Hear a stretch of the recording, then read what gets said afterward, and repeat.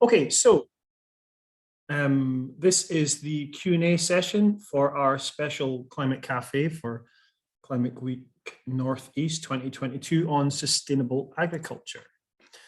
And we'll just do these in order. Okay, so there was a really nice little discussion there between Sally and Lorna for a little bit.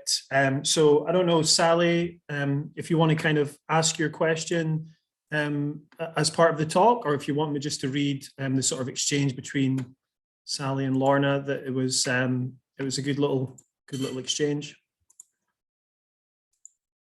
Okay, I'll just go ahead and chat through. Okay, so Sally's question was, how much will the competition for land use with rewilding initiatives and carbon offsets limit what can and in what time span can be achieved? Lorna came back and talked about things like auction marts and vets and hauliers, and this sort of infrastructure type will potentially collapse. And obviously Sally was commenting on the sort of that not being very good news. So that was an interesting little exchange there. We also have a question for Kate from Duarte. Apologies for murdering the pronunciation there. So, would you like to ask your question, Duarte de Carvalho? Yeah, hello, sure. Good evening. Okay, yeah, no, fire away. You can ask your question of Kate. Right, yeah, Kate. So I'm a co-founder of an agri-tech startup in Aberdeen, working in the indoor food production space. And my question is regarding the policies and regulations around this sector in Scotland. Are there any? Is it regulated? What are the policies that are in place? As I've been reaching out to local authorities in Aberdeen, but there doesn't seem to be much information around. So that's my question. Thank you. Yep. Yeah, you're right. There's very little regulation on this at the moment. There was a consultation from the Scottish Government, and it had at the end of it a little section on vertical farming to gather views on it. So that is the limit of what's being talked about at the moment with it. Yeah, I know that Aberdeen and Aberdeenshire is at the forefront of vertical farming, and remember the number of startups and some quite large potential growth in this area. I think it's a really interesting area for agriculture to be looking at. I'd be really interested to hear from you in terms of some of the positives and negatives surrounding it, and certainly feeding back as a startup on how we as an industry can help that. I see benefits for urban areas. I see benefits for being able to meet demand all year round. We talked a little bit about seasonality of crops and what can we grow in the UK and what can we grow particularly in Scotland, and actually being able to grow different types of crops here rather than importing those from abroad. But there's also issues with energy. There's also issues with the types of crops. For example, I expect you're growing a lot of leafy greens at the moment rather than calorific potatoes and things like that. And how can we encourage different types of crops to be grown vertically? And it's particularly the energy demand and water and how we do that. So yeah, I'd be interested to hear from you. From a planning side of things, it would be in terms of local authorities supporting it through planning policies. Well, you've got time to engage with the National Planning Framework, which is live at the moment. So making a link with food growing might be something there with planning that you could be doing. And actually, how is planning policy support vertical food growing in cities? That would be a really interesting link up. Yeah, so regarding urban growing, so that's the question. As we were looking to grow within some of the empty commercial spaces within Aberdeen that have been shut down for years, so given new economic use to some of the spaces. So there doesn't seem to be the policies around the planning to change the use of these spaces. But there are really great potential spaces to do it. But when is that going to happen? And that probably is hindering the entry of startups that are looking to do that. So That's the doubt we have. When is it Yeah. going to happen, and how Yeah. fast is it going to go? So for planning, you'll need to engage with, I'm putting my planning as a planner hat on here with National Planning Framework 4 and Scottish Planning Policy. As I say, you've got about 5 days left. I think it's the 31st of March, the consultation closes. But I think we as a union are making the link between food growing and planning, because I think it's really important to support it. Agriculture tends to sit very much outside the planning system. Planning system quite often deals with development as a concept rather than growing crops. So there's definite change that we need to make for crops to be grown in industrial buildings, and that's definitely something that you can support through NPF 4, the National Planning Framework 4 and Scottish Planning Policy, which is setting out the legislation and the policy for Scotland moving forward. So you've got an opportunity there, and we're certainly as a union engaging on that as well. Thank you, Kate. Okay, thank you, guys. Okay, so moving on to our next question. So this is from Daniel. Daniel, would you like to ask your question, or would you like me to ask it for you? Okay. Okay, so from Daniel, 2 questions to Nikki. Question number 1. Any research done on soil carbon emissions, perhaps some other things too that quantify the benefit of this management? And question number 2, what is the density of your cattle and how does that compare to mainstream cattle farms? Okay, Nikki. Thanks, Kevin. Thanks, Daniel. Really great questions. So the first one, in terms of the emissions from the soil, this is a project actually that Pasture for Life are just supporting a PhD on, that's going to be starting in the new year. So we're recruiting currently for a PhD student to actually start looking at different types of farming system and what that means for soil emissions. So that's a piece of work that will be coming up, and we're doing that with Rothamsted, which is a research institute in England, and which we're really excited about. We are, in terms of soil carbon sequestration, which is often something that's talked about, there's a number of research projects at the moment that are being done, one of which again is a PhD project by Poppy Frater, who works for SAC Consulting, part of SRUC, and she's particularly looking at soil carbon sequestration in relation to mob grazing systems, which is sort of replicated similar to what we're doing. So there's definitely research at the moment that is happening in this space, and there's been a little bit in the US, but I think it's really important for us to start looking at this within a UK context. So that's, yeah, it'll be exciting to see what comes out of that in the next couple of years. And your second question, what is the density of our cattle? We are massively understocked at the moment because we are, as graziers, we take what land we can, and we've only been running as a farm for 3 years, so we're very new entrants. So yes, we are hugely understocked, embarrassingly so. However, we are aiming to obviously increase the number of animals that we have on our ground. One of our landowners limits the amount of cattle we have because they are a rewilding estate that are looking to, I suppose, to represent how cattle can be involved in that kind of system, but in a way that reflects the amount of meat that we should be eating. So we are limited by to a third of the potential carrying capacity of the land, because of the approach that they want to take. And when we're working with landowners, that's something we have to respect. What I would say is that the research that is coming out of the likes of Rothamsted, but also all of the ADAS work that has been done in mob grazing at the moment, is certainly suggesting that a mob grazing approach increases carrying capacity. So actually you can have more animals on a piece of land that is being managed through mob grazing. And it also extends the grazing season, which means that you're not having to house them for as long if you are housing them at all. So it's really interesting to sort of see how this approach can actually slightly start to change the way that we use land, which might free up land for other things, or it might mean that we are kind of concentrating our cattle in particular areas and not others. So yeah, interesting research that's all going on at the moment. And obviously that will take a bit of time before it is peer reviewed and published. Brilliant. Thank you, Nikki. That's fantastic. And thank you for that questions, Daniel. They were great questions. Okay, so we've got some terrific links from Nikki as well, that what we'll do is we'll send an email out after this to everybody who's attended, just to get those links to make sure everybody's got them. Next question is from our very own Alison Stewart. Alison, are you here? Would you like to ask your question, or would you like me to do it? Yeah, no, I'm here. So it's just everybody really. Obviously, we need to make quite substantial changes, and holistic is the word that's been used, which is one of my favourite words. So what do you think the most important whole system change we could make in relation to agriculture and reducing greenhouse gases and increasing biodiversity is in relation to, so, and is it realistic, and how long will that take?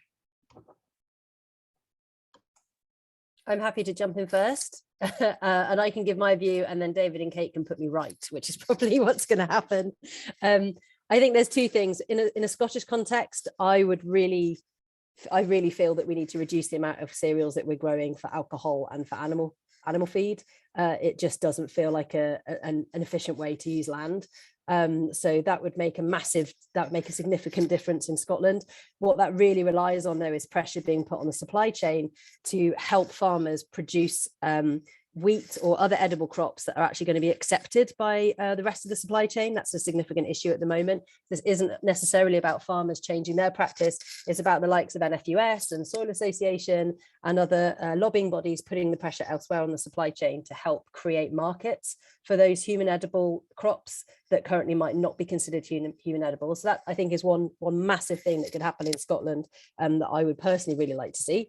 And I think the shift to agroecology, so thinking more about farming with nature, and rather than pushing nature to the edges of our farms, actually using nature as a stakeholder, if you like, and as a key player, and doing the heavy lifting on our farms.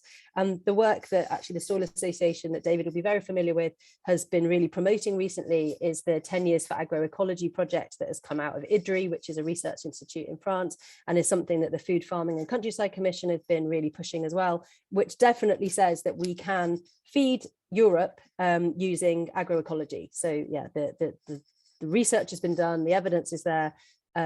Shifting the mindset is the biggest challenge. But yeah, keen to hear what Kate and David have to say. Yeah, can I come in there? Yeah, putting my Soil Association hat back on. As Nikki says, we've been doing a lot of work on agroecology, and we've worked with IDRI and with others on trying to model what that would look like, because I think it's one thing for us to say as Soil Association or Food, Farming Countryside Commission or any other lobbying organisation, NGO, to say this is what must happen and everyone must change the way in which they farm and the way in which we use land.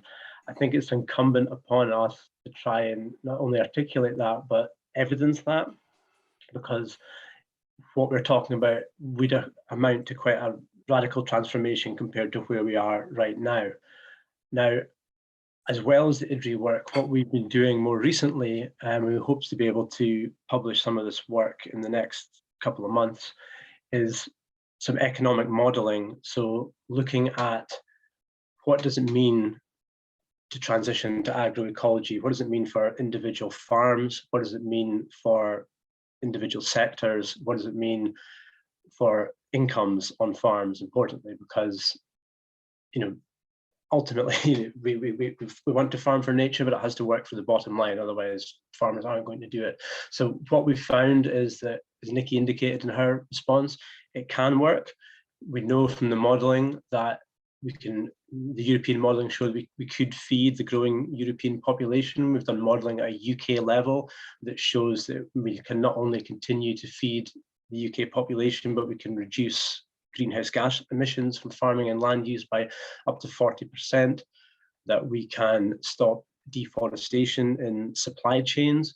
But all of this does require a pretty big cultural shift, as Nikki alluded to at the end of her response. And there's going to be a huge amount of work to be done in terms of farm advisory services for knowledge exchange and knowledge sharing. And it's going to take time. It's going to need strong policy direction from government. And all the modelling we've done has been up to 2050. This is not something that's going to happen in a few years. It's going to take a number of years to put all this in place. But I think that is the future that we should be aiming towards. Thank you. Yep. Kate, you want to come in? Thank you. Yeah, I agree with both Nikki and David. I think what's really interesting here is that the fact that the system change has to happen, and it's very rare that we really do talk about the need for a proper systems change. And I think what we need to go from is from agriculture, and I completely agree with what we're talking about here about, are we growing food? Because at the true heart, we can't grow that much food in Scotland unless it's meat and dairy. In terms of food that we eat, it's quite difficult to grow that here. We're growing crops for other reasons in the current system that we have. So a system change to food, climate and biodiversity is really what we should be working towards. But it's a really difficult place to get to. One of the biggest problems that we have, and I was trying to allude to it in our very lots of information in my presentation, is that the greenhouse gas inventory that we have for agriculture really focuses on very technical issues like manure management and methane.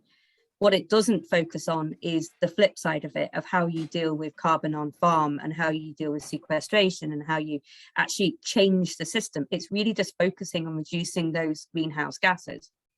We don't mix with the inventory for land use and land use change and forestry. The two, whenever the twain shall meet. And how do we bring those two things together? So we're actually creating a whole balance sheet for a farm. So you can look at everything from you're doing from your emissions right through to your sequestration, so that the farmers can feel they're actually achieving something and they're not all the time having them hit with a stick and you've got to change, you've got to reduce your emissions. And actually they really do. And the ones that I talk to really do think they can help solve things. It's just that, yeah, they need the help to do it. They need the training, they need the funding, and need the direction of the policies that we're hopefully working towards to get that system change and to get that reset. I think we've all been talking about. So yeah, it is the fact that we need a systems change as a whole thing, really is one of the biggest. Just even making that link is probably the biggest thing that we've got to do. That's great. Thank you. Thanks, Kate. Thanks, Alison.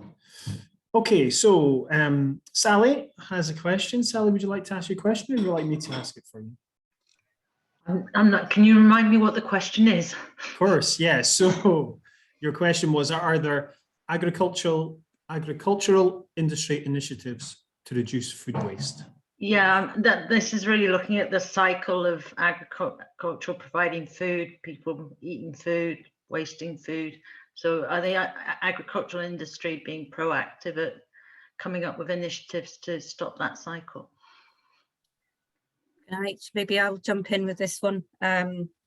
Yeah, I actually went along to a cross-party working group of the Scottish Parliament a couple of weeks ago on the circular economy and agriculture. And it's a really interesting area, because we think of food waste as putting food into your bin because it's gone rotten in your fridge, and actually the entire farm system needs to be looked at. And we were talking a lot about all the areas where we potentially have food waste on farm, and we're not maybe talking about the kind of small to medium scale, but there's things like the impact of labour policies and not being able to have people able to pick or process food, and actually not having skilled workers from some of the countries around the world that we do bring in every year, and these are very highly skilled jobs that they do every year. So not having people to pick that leads to food waste on farm. Not being able to process, particularly the pig industry is suffering a huge amount at the moment, not being able to process pigs. We don't have enough butcheries, we don't have enough people to process them, we don't have processing where we need it in Scotland. So there's waste there, and there's huge waste going on at the moment. We could just talk about wonky veg, getting supermarkets to buy in the full range of products and putting pressure on the supermarkets to do that. And then getting things down to actually having new markets and changing the type of products that we have. So there's lots and lots of ways, even down to illnesses and things like with efficiency with beef and for cows. But it's not just about looking at food in your fridge, it's about what we can do as an industry to put pressure on the areas where we need to. And there's a lot of work that the Farming Union does behind the scenes as to advocate for these kind of changes to make sure that we're looking at farming as a circular economy. Great, thank you, Kate. Nikki, you wanted to come in there? Yeah, thanks, Kevin. I just wanted to add to this from my Pasture for Life kind of point of view. One of the things that we're kind of increasingly disappointed by is the addressing the food waste within the farm system, addressing the symptom as opposed to addressing the root cause. And that is, basically what happens is that waste then gets fed to animals. And this is kind of put forward as this, really great way of managing the waste problem, that we can just feed anything from waste potatoes through to waste croissant to cattle. And just because we can feed them, that doesn't necessarily mean that we should. And I think, if we do have excessive waste in the system, then yes, let's find ways to redistribute that. But primarily we need to look at reducing that waste. And as Kate said, that can come back to things like labour shortages, to processing issues, to political decisions that get made around completely other things that then have this knock-on effect. But we would really be encouraging farms to explore ways of getting waste food to monogastrics, so pigs and poultry, and for ruminants, for example, so beef cattle, for dairy cows, and for sheep to be eating primarily grass, and not being used as a kind of hoover to pick up the symptomatic issue of logistical issues or staffing issues that mean that we don't have a way of dealing with the waste that's produced. We just shouldn't be producing that waste in the first place. But resolving that is a political issue that needs to be addressing the kind of human element and the systems change, as opposed to just an on-farm problem. It isn't necessarily something for farmers to resolve. It's much bigger than that. Yeah, of course, absolutely. Thank you, Nikki. That's brilliant. Thank you, Sally, for your question. That was a good question. Okay, and next question from Ken Gordon. Would you like to ask your question, Ken, or would you like me to? Hi there. Really, my question was to do with farming for 1.5 degrees. The report was produced some time ago now, and it was really just to see what progress had been made on that great start to looking at these issues. Having listened to Kate though tonight, it's really good actually. She's answered lots of the missing bits that I thought were in that report, and in particular the missed opportunity of carbon sequestration, because I've recently come from the oil and gas industry, and carbon capture is a very difficult thing to do, highly dangerous sort of stuff, compressing carbon dioxide, and we can do it on our farms, but none of the recommendations in the 1.5 mentioned sequestration other than forestry. I mean, there are various references through the report, but nothing in the recommendation was there. But it was really, Kate's almost answered the question, and what would be good is for our group at Zero Carbon Daviate would be to sort of link in with in NFU Scotland to to be able to help promote these ideas out to our local community, because it's an area that we do struggle with in offering farmers something that's relevant, they see relevant to them, but will address climate change. So I think the question's answered, if you like. Yeah, no, that's brilliant, Ken. Thank you for that. Yeah, Kate, do you want to jump in first, and then we'll come to Nikki after you? Yeah, thanks, Ken. Yeah, I'm glad I've answered that. I was looking through the recommendations myself recently to see how we were getting on with them, and certainly talking to Nourish Scotland through the Scot Food and Drink Partnership about where to go next and what is the next stage of those recommendations. Carbon sequestration is almost a daily conversation I have with members about is this a potential possibility for us, and I cannot say it's going to be the solution, but what we need to have it is part of the discussion. And at the moment the whole discussion is on greenhouse gas emissions, and many of the people I speak to still don't think we will ever get to net zero alone just with greenhouse gas emissions, because food is a human right. We have to produce food, and those animals do produce methane, but so we need to find a way of balancing that, and soil carbon, whether it's grass carbon or the way that our crops move the carbon into the soil, whether it's through woodland, whether it's through peatland restoration, those are all tools that we can use. I am really interested in the PhDs that Nikki was talking about, because the research is what we're missing here. and the knowledge of how we actually do that well, and across different farms, across different areas of Scotland, and even within a farm, because it can be incredibly different, the soil quality from one side of a field or one edge of a field to another. So that evidence is really, really important, and I'm really keen to hear more on that and join up with that as we move forward. That's brilliant. Thank you, Kate. Nikki, you want to come in there? Yeah, just to say that I sit on ARIOB, which is the Agriculture Reform Implementation Oversight Board, which is kind of the name of what the implementation board, I think, the Farming for 1.5 report refers to. And yeah, there's definitely progress against some of those aspects. So things like the CPD commitment, we're definitely seeing that through the recommendations for track 1, which is one of the new kind of interim approaches before the new agricultural kind of overhaul, if you like, of policy happens. And we're definitely seeing a commitment to soil and soil carbon testing, and starting that mapping of on-farm natural capital through the work that Nature Scot have been doing.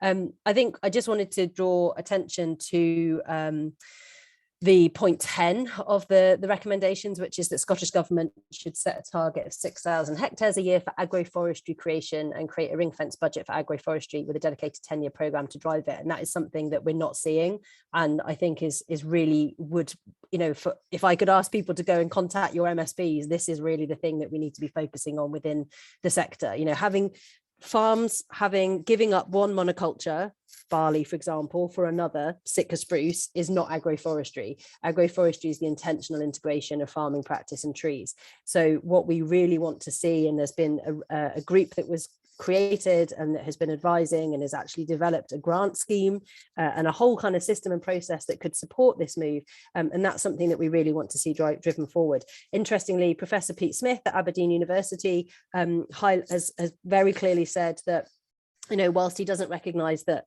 livestock can contribute to emission reductions through grazing alone, the implementation of agroforestry is the single way that we could absolutely try and address carbon sequestration in grazing systems.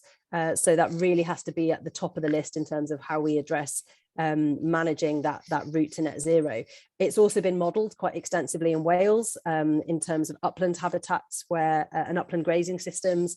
How can you make these high, like carbon-rich soils, be better sequesterers, as it were? And the outcome generally is by integrating trees and livestock into those systems. So having agroforestry. So yeah, we'd just really like to kind of highlight that as a system, it really can offer so many benefits, and is, you know, the best time to plant a tree was 100 years ago. The second best time is today, and we need to be doing that on our farms in a way that promotes and enables better farm systems.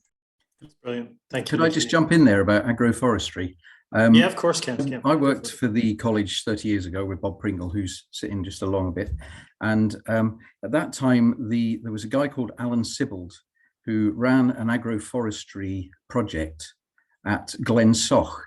So there is a shovel ready. I mean, I haven't heard from, I mean, he retired probably 30 years ago, but for somebody, there is a shovel ready approach. Go and speak to the Hutton Institute and dig out all those old documents that Alan did. They'll not be online anywhere. They'll be in a dusty. They are online, Ken. Don't worry. Online. They're Okay. available. Right, Yeah. okay.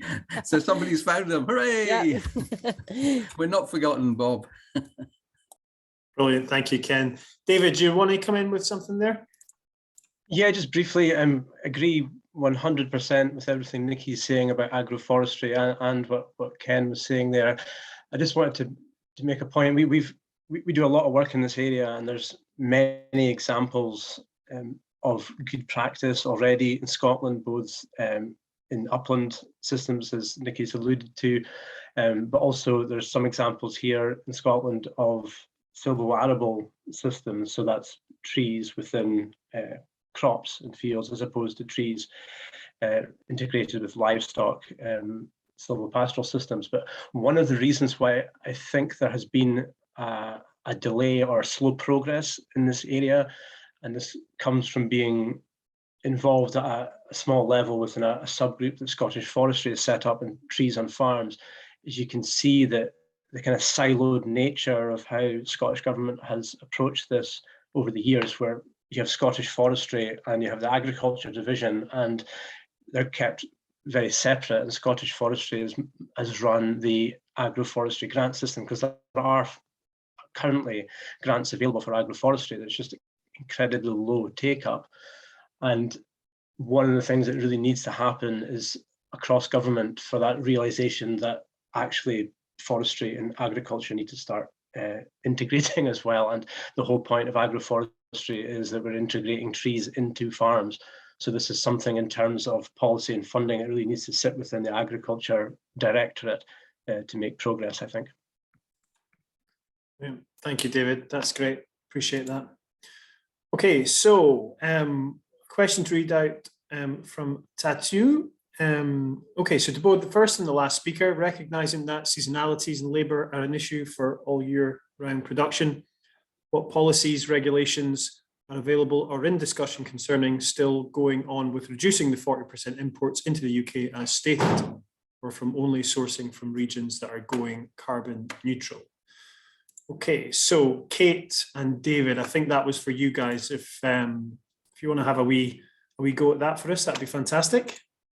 I'm sure Nikki's probably got something to add to this one as well. And the whole concept of food security, it's incredibly big topic at the moment, and it's a live topic about what we do about food security. There's not a lot, and what's interesting was that the Scottish Government, when they were criticised or commented on by the Climate Change Commission about, sorry, not the Climate Change Commission, the Children's Parliament, about looking at how do we monitor what we bring into this country, and the issue of food labelling and carbon labelling. And that was something that they said we just can't do. We don't have any regulation over what we import as a government, and that is really in the hands of the supermarkets, and also, as Nikki said earlier, and David referred to, in terms of what you buy and your own personal choices. I'm a big passionate supporter of local food and local supply chains. So in my view, the way of getting it is to support the infrastructure in Scotland, and also, and I will keep talking about the UK as well, because I think we're at risk from diversity of food sources. If we go it alone, we would be quite at risk as a Scotland at the moment of doing that. But thinking as a UK as a whole, we need those diversity of food sources, and we need the choice and the buying power to make those choices in terms of food labelling and carbon labelling as we go forward. It's a very live issue at the moment, so other people may have views on this as well. Brilliant, thank you, Kate. David, did you have anything to add to that?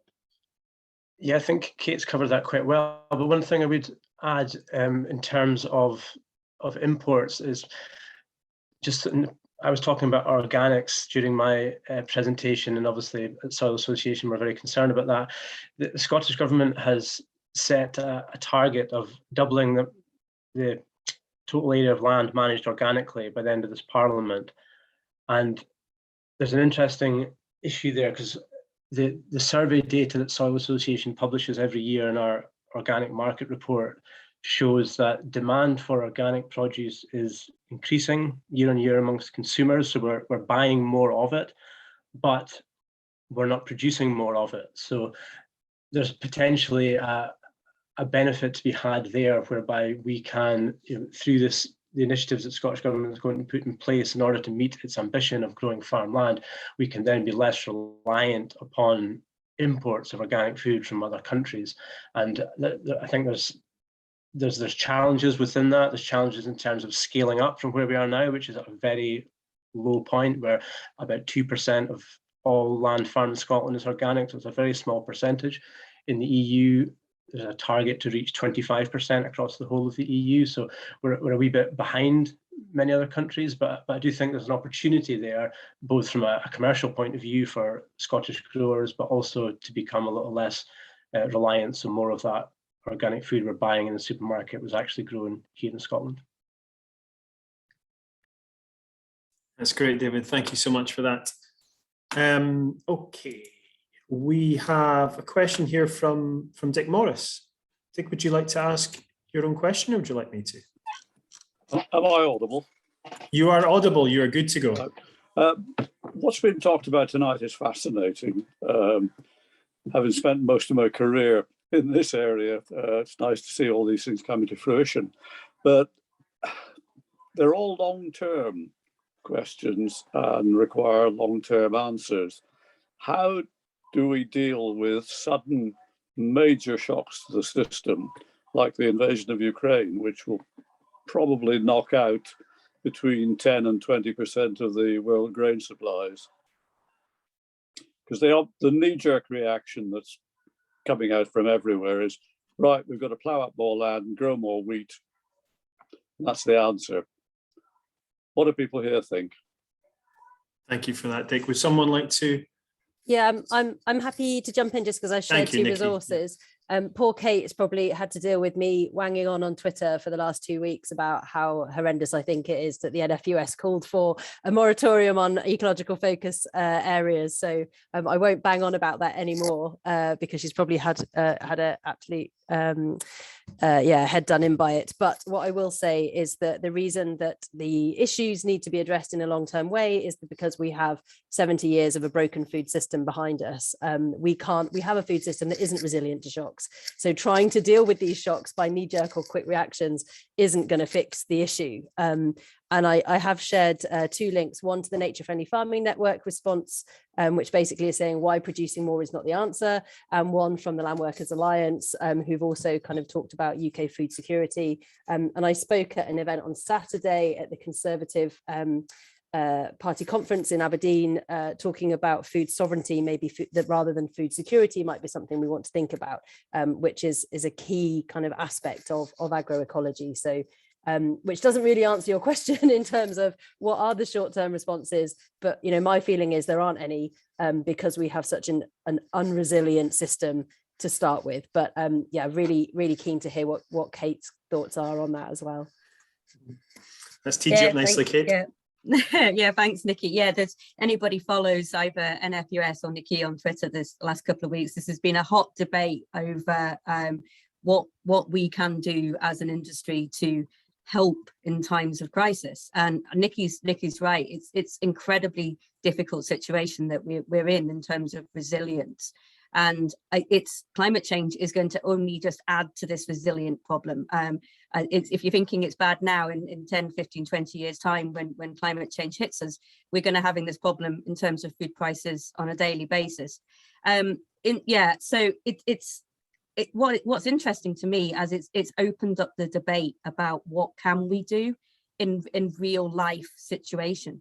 And ecological focus areas are one way at the moment that we do have greening options. They're not perfect, and they are at some point a tick box exercise for some farmers because they have to do it.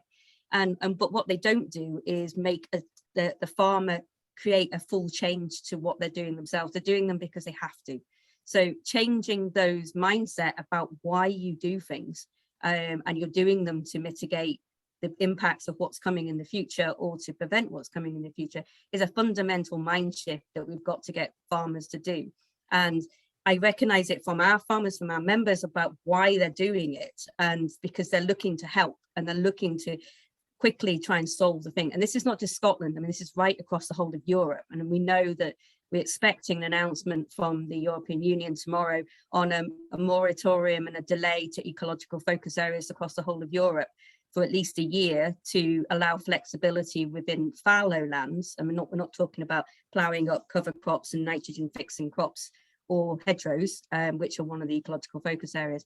So, but fundamentally changing, and we were starting to see the farm to fork strategy in Europe and carbon farming really starting to take off, being led by the French minister. But that's being put back, and it's a real shame to see that knee-jerk reaction happening. I do understand and I recognise what our members want here, and they want to look at fallow land. They don't understand why fallow has been sitting there doing nothing when it could be helping. And it's the same for farmers across the rest of the European Union. But this is the problem. This is why we have to have our whole systems change, and why we need to think long term, is to fix suddenly having to fix something. And it's really important that we do that. Yep, absolutely. Thank you, Kate. Thank you, Dick. That was a great question. Okay. We're going to move on to our very own Adam Price with a question for Kate, but also to everyone. Adam, would you like to jump in? Well, my question actually comes back to something that came out anyway in the questions about sequestration. I think we're thinking in Aberdeen Climate Action of doing a climate cafe on the issue of forestry and land use, and partly to cover this issue that we perceive that there's some anxiety really about farmland being bought up for carbon offset and planting trees. And I guess from hearing the talks today, it would be really nice to think that trees didn't have to be put on there, that you could get your carbon offset by the agroforestry transition or the organic transition. But I guess from what you've been saying, that is not in place. There's no hope for that. I'm just interested to know what you think about the concept.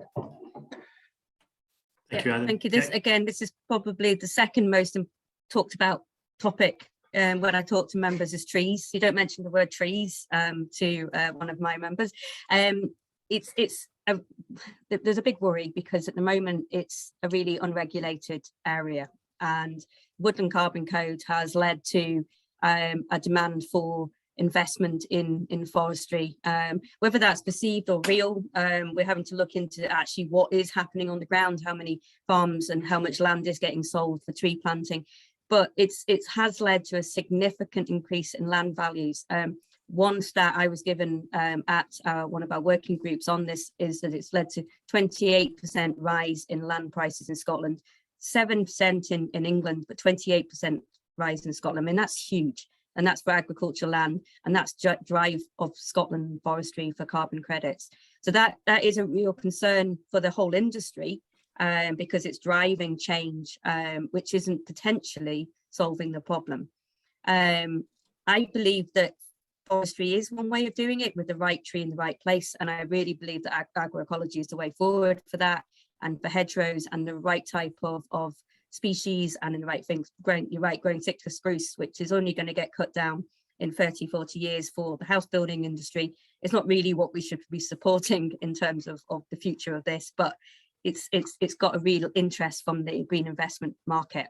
There is a policy coming out on responsible investment in green investment in carbon. Haven't seen it yet. I was hoping it was coming out with the economy strategy for Scotland, but it didn't pop up. And that is something that we're waiting for. I believe that there is a benefit and opportunity for farmers to get involved with this, but there's a huge risk that we are potentially selling away our carbon credits in agriculture. Okay, David, you wanted to come in there. Thank you, Kate.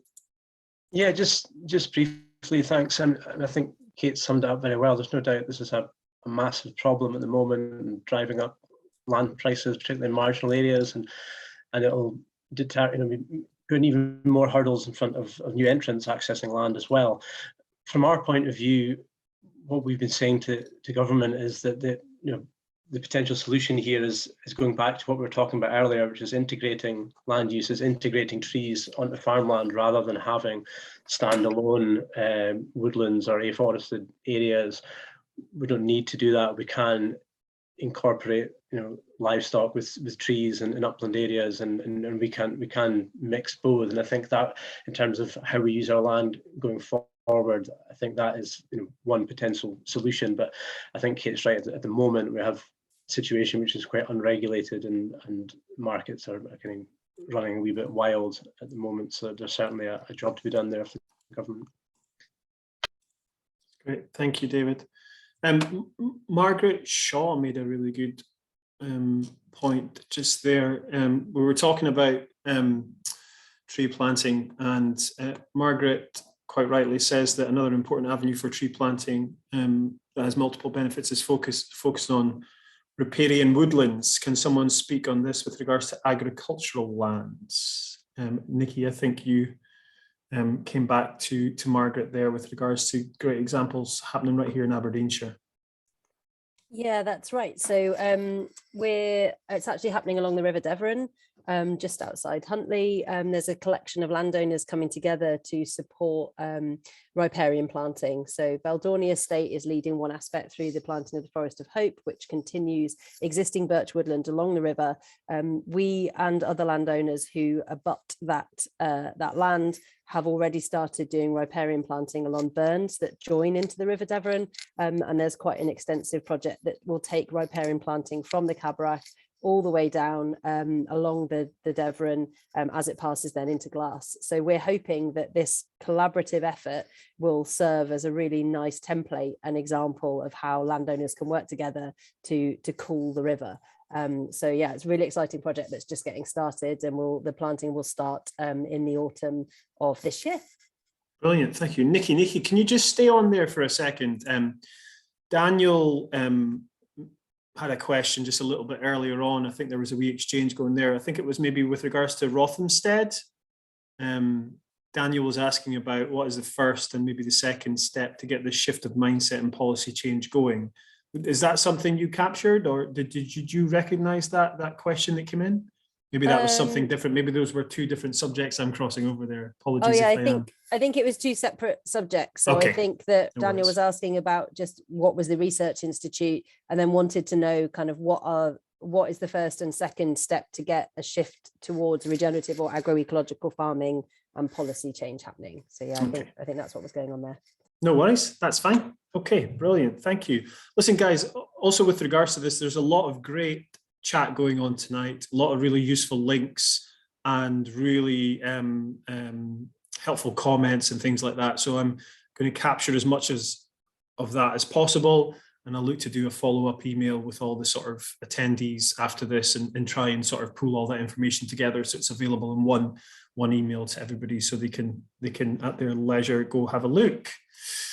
Okay, so Chair, I think we are all caught up in the questions. Well, it's a good time to jump in actually, because there's another thing I want you to follow up with, Kevin, and that is the feedback form. Oh yes, okay. Because this is a Climate Week Northeast event, they will have. We want to get feedback off all the events. Okay. Yeah. And, and you want that included in this follow-up email? That I would quite like it if you could include a PDF in your email to everybody, to just a request. Can you quickly do this? It's a very short feedback. It's fine. I've captured the information from Alison on my Word document anyway, so I'm quite happy to do that. It's no problem at all. Yeah. Okay, so yeah, folks, I think so. That's. Can I just butt in, Adam, actually, because someone's just put something about Riverwoods. There actually is a film at the Belmont as right after, not the Belmont, sorry. There's a film at the Belmont this Saturday about Scotland, our climate journey, but I'm talking about the barn event about the rivers and fish on Monday, so on the 28th. So if people are interested in that, then hop onto the barn and look at that as well. And that's on the website, on the Climate Week Northeast website. I'll find details of that Monday. Okay, look, this is a special cafe. It has some of the features of all of our cafes, in that we get these great speakers, and then we have a really great Q&A. I can't see anyone, so why can't I see anyone? I can see Kevin now. Yeah, so we get great speakers,